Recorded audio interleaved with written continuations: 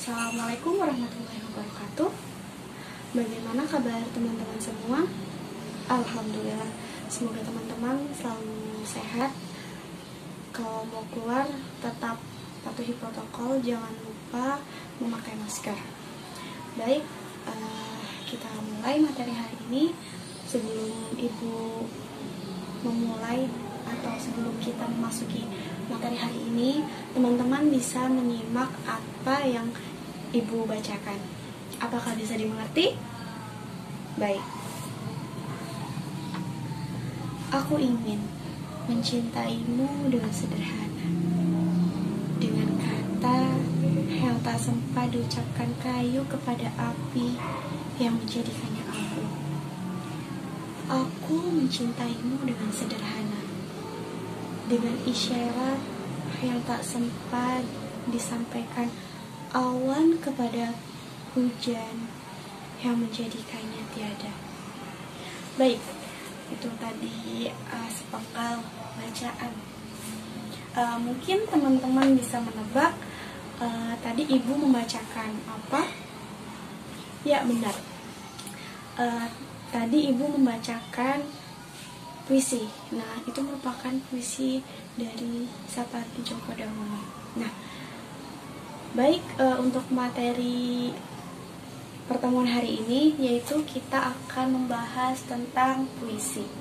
Nah, nanti kita akan membahas tentang pengertian puisi, tentang jenis-jenis puisi, kemudian ada ciri-ciri puisi, kemudian nanti bagaimana cara membaca puisi dengan baik, kemudian nanti Ibu akan memberikan satu contoh lagi puisi seperti itu. Baik, bisa kita mulai ya teman-teman? Baik, kita mulai ya teman-teman.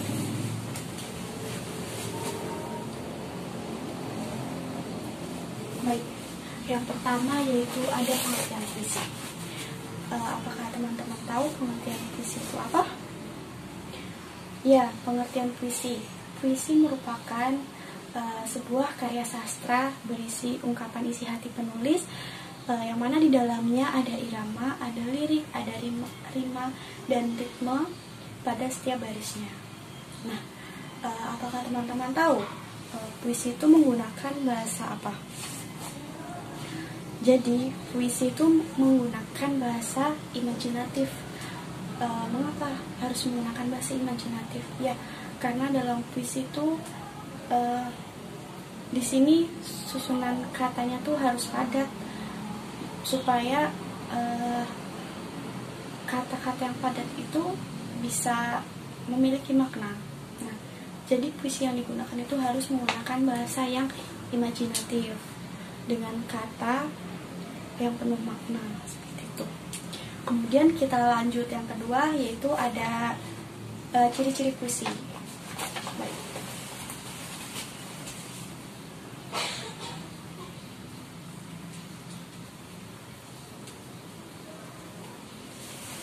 Apakah teman-teman tahu ciri-ciri puisi ada apa saja? Baik, ciri-ciri puisi yang pertama teman-teman bisa tulis. Yang pertama yaitu memiliki rima atau sajak yang teratur. Baik, yang kedua puisi bermakna konotatif. Nah, di sini arti konotatif yaitu bukan makna yang sebenarnya seperti itu. Kemudian untuk ciri-ciri yang ketiga yaitu puisi bersifat simetris. Nah, jadi puisi ini memiliki bentuk yang rapi seperti itu. Kemudian untuk ciri-ciri yang keempat yaitu puisi lebih menggunakan sajak syair atau pola pantun. Nah, biasanya ini ada di puisi lama. Nah, nanti kita akan membahas puisi lama juga nanti untuk setelah ciri-ciri. Nah, kemudian ciri-ciri yang selanjutnya yaitu puisi terdiri dari kesatuan sintaksis atau gatra. Baik, apakah sudah ditulis? Baik, kita lanjutkan. Kemudian untuk ciri-ciri yang terakhir, bahasa yang digunakan harus imajinatif seperti Ibu jelaskan tadi di atas. Jadi puisi harus digunakan bahasanya harus imajinatif, kata-katanya itu harus penuh makna seperti itu. Baik, bisa kita lanjut ya teman-teman. Kemudian selanjutnya yaitu ada jenis-jenis puisi. Nah, apakah teman-teman tahu jenis-jenis puisi terbagi menjadi beberapa jenis? Mari kita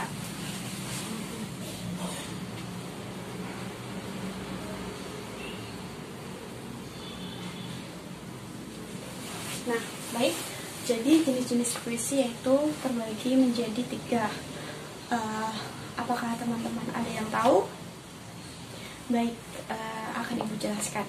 Jadi jenis puisi yang pertama yaitu ada puisi lama. Nah, apa itu puisi lama? Puisi lama merupakan puisi hasil sebelum abad ke-20. Jadi puisi ini dihasilkan sebelum abad ke-20. Nah, puisi jenis ini terbagi ke dalam beberapa jenis lagi. Jadi puisi ini dibagi beberapa jenis lagi. Nah, diantaranya yaitu ada pantun, ada talibun, kemudian ada gurindam, kemudian ada syair, kemudian ada mantra, dan lain sebagainya. Nah, pasti teman-teman tahu pantun itu seperti apa. Dan pantun itu sudah nggak asing bagi kita. Jadi teman-teman tahu pantun itu apa?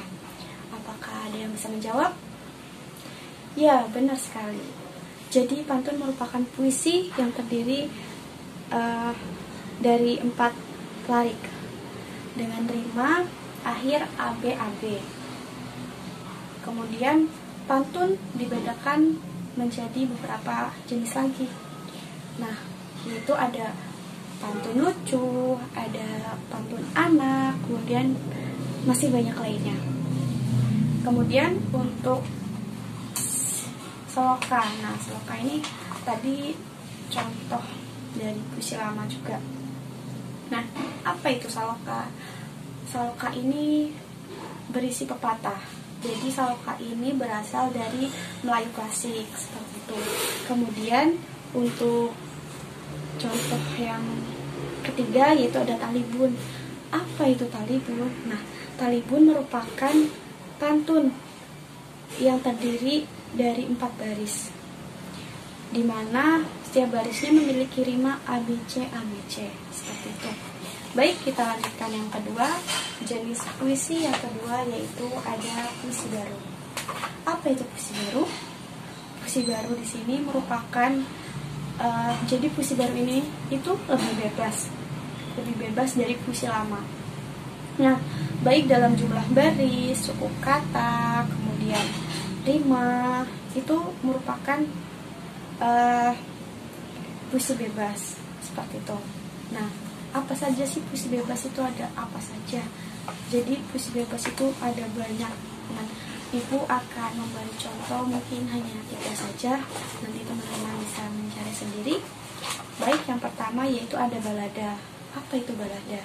Nah, balada di sini merupakan sajak sederhana, di mana mengisahkan tentang cerita rakyat yang mengharukan.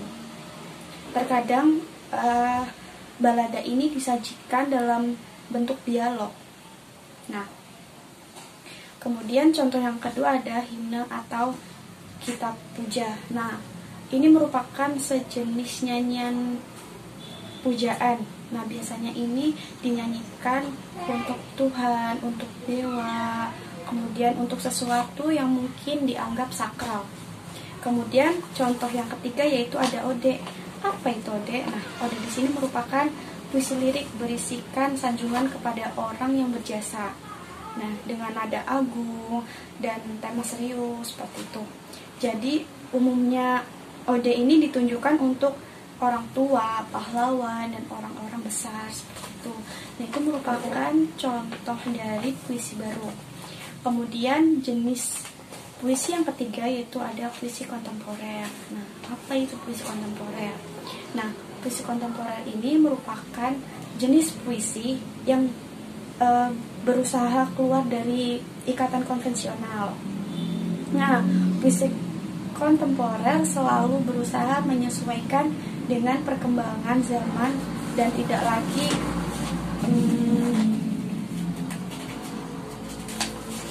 dan tidak lagi mementingkan irama seperti itu dari gaya bahasa dan lainnya yang terdapat dalam puisi lama maupun puisi baru. Nah, apa saja tuh jenis-jenis puisi konvensional?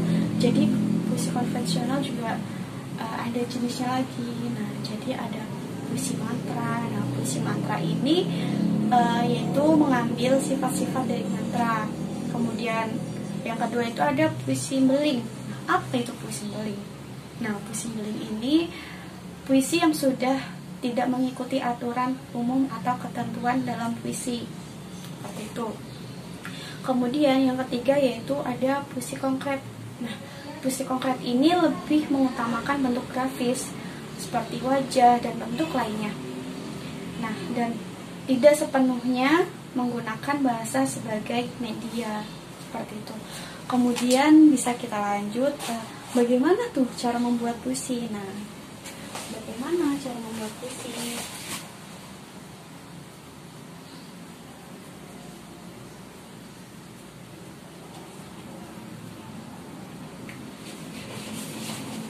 Nah, jadi untuk membuat puisi, yang pertama teman-teman harus menentukan tema terlebih dahulu. Nah, di sini teman-teman bisa memilih tema sesuai isi hati teman-teman. Teman-teman ingin mengungkapkan apa seperti itu. Nah, teman-teman bisa mengangkat tema alam, bisa mengangkat tema persahabatan, dan masih banyak lainnya. Seperti itu. Kemudian yang kedua yaitu menentukan kata kunci. Nah, kata kunci ini teman-teman bisa dikembangkan lagi menjadi kalimat. Jadi setelah teman-teman menentukan tema atau judul, teman-teman harus menentukan kata kunci. Nah, kata kunci ini nanti teman-teman bisa dikembangkan menjadi kalimat seperti itu. Nah, semisal satu kata kunci yang digunakan untuk satu larik, nah, atau satu kata kunci untuk satu bait, seperti itu. Kemudian teman-teman langkah yang ketiga yaitu harus menggunakan gaya bahasa. Nah, maksudnya seperti apa Bu gaya bahasa? Jadi gaya bahasa di sini yaitu untuk memperindah puisi itu sendiri. Nah, jadi teman-teman bisa menggunakan berbagai macam majas atau pembaca atau supaya si pendengar itu tidak bosan mendengarkan puisi yang kita bawakan seperti itu. Nah, jadi teman-teman yang harus digarisbawahi di sini penempatan diksi, kemudian gaya bahasa yang tidak tepat itu akan mengurangi bahkan menghilangkan makna dari isi puisi yang teman-teman bawakan.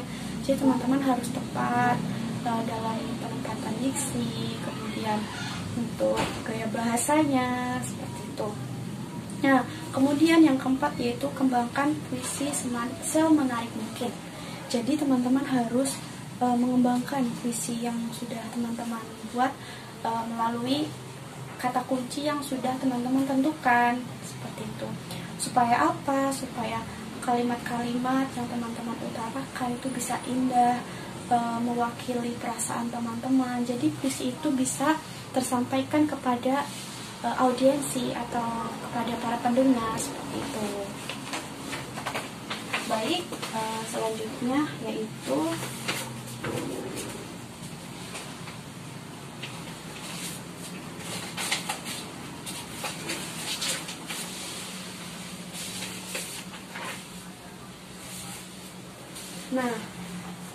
ada yang ketinggal. Jadi ada 3 hal yang berkaitan dengan kata atau warik dalam puisi. Nah, apa saja akan dijelaskan. Jadi yang pertama yaitu ada kata. Nah, kata ini merupakan rangkaian bunyi yang ritmis, indah dan merdu. Kemudian yang kedua yaitu makna. Nah, makna kata. Jadi makna kata yang mengandung itu banyak tafsir. Kemudian yang ketiga yaitu mengandung imajinasi mendalam tentang hal yang dibicarakan. Baik teman-teman, bisa kita lanjut. Baik, akan ibu lanjut. Sekarang kita akan membahas tentang bagaimana cara membaca puisi yang baik. Teman-teman bisa mendengarkan, kemudian bisa dicatat. Baik, jadi untuk uh, cara yang pertama dalam membaca puisi yang baik, yaitu pertama teman-teman harus memperhatikan ekspresi, mimik muka, kemudian penjiwaan puisi. Nah, di sini teman-teman harus mengerti dulu puisi yang teman-teman bawakan, apakah puisi itu sedih ataukah puisi senang. Nah, teman-teman bisa ungkapkan melalui penjiwaan teman-teman seperti itu. Semisal teman-teman membawakan puisi sedih, jadi teman-teman harus memasang muka yang sedih, mungkin dengan suaranya juga yang agak lirik. Nah, seperti itu. Kemudian untuk cara yang kedua, yaitu teman-teman harus kinesik. Nah, kinesik ini merupakan gaya tubuh. Nah, gaya tubuh yang sesuai dengan puisi yang dibawakan. Jadi teman-teman juga harus memperagakan gaya tubuh sesuai puisi yang teman-teman bawakan, seperti itu. Kemudian cara yang ketiga yaitu artikulasi atau kejelasan dan ketepatan pelafalan kata. Jadi teman-teman dalam membaca puisi itu pelafalan kata itu harus jelas, seperti itu. Kemudian yang keempat yaitu ada irama panjang pendek, tinggi rendah, keras lembut suara. Seperti tadi yang di atas, semisal teman-teman membawakan puisi sedih, mungkin teman-teman bisa iramanya bisa agak rendah seperti itu, supaya penonton tahu kalau teman-teman itu sedang sedih, seperti itu. Teman-teman yang membawakan puisi itu tuh lebih ngena ke penonton, seperti itu, atau audiensi. Nah, kemudian yang kelima yaitu ada intonasi atau penekanan kata. Nah, semisal teman-teman di sini membawakan puisi tentang perjuangan, nah di sini pasti teman-teman harus ada penekanan di beberapa kata. Semisal kayak kata semangat, itu pasti teman-teman harus bernada keras, harus penekannya harus ditekan seperti itu, supaya benar-benar kelihatan kalau itu tuh puisi semangat, puisi perjuangan, seperti itu. Nah, yang terakhir ibu akan memberikan contoh puisi. Nah, jadi puisi ini yaitu karya Frida, judulnya Menjadi Koki. Baik, akan ibu bacakan contoh puisinya. Di dalam sebuah restoran ternama, aku ingin bekerja nantinya dengan wajan dan spatula di tangan, membuat hidangan buat para pelanggan. Peralatan dapur adalah temanku. Makanan lezat adalah menjadi karyaku. Memasak adalah kegiatan rutinku. Menjadi koki adalah mimpiku. Nah, itu merupakan contoh dari puisi. Mungkin itu temanya lebih ke cita-cita, seperti itu. Baik, mungkin teman-teman bisa berlatih di rumah membuat puisi, membaca puisi, bisa teman-teman praktekkan seperti itu. Apakah teman-teman bisa mengerti? Baik. Baik, di sini sebelum kita akhiri materi atau pelajaran yang hari ini, ibu akan memberikan latihan pada teman-teman. Nah, latihannya ini ibu buat bentuk bentar. Nah, ibu buat bentuk words bar namanya. Nah, jadi di sini kayak seperti teka-teki seperti itu. Jadi teman-teman nanti mencari 10 kata yang berkaitan tentang materi yang sudah ibu sampaikan hari ini. Jadi teman-teman nanti bisa mencari, bisa menggaris di sini ya teman-teman. Nah, ini kan ibu sudah membuat kotak-kotak seperti ini ya. Mungkin teman-teman bisa mencari kata-kata yang teman-teman tadi sudah didengar ada kata apa saja di sini. Nah, teman-teman cukup cari 10 saja. Seperti itu. Baik, nanti akan ibu tunggu latihan dari teman-teman. Mungkin mungkin Ibu akhiri materi hari ini. Sampai bertemu di minggu depan. Sekian. Wassalamualaikum warahmatullahi wabarakatuh.